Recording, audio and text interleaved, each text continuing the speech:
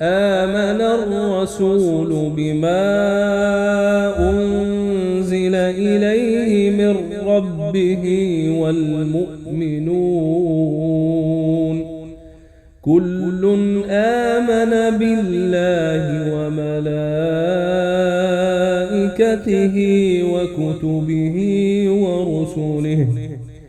لا نفرق بين أحد من رسله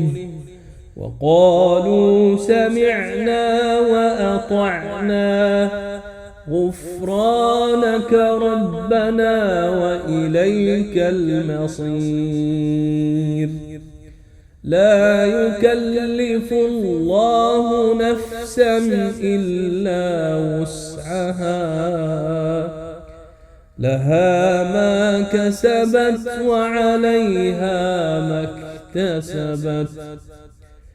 ربنا لا تؤاخذنا إن نسينا أو أخطأنا ربنا ولا تحمل علينا إصرا كما حملته على الذين من قبلنا ربنا ولا تحملنا ما لا طاقة لنا به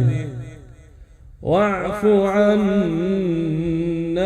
واغفر لنا وارحمنا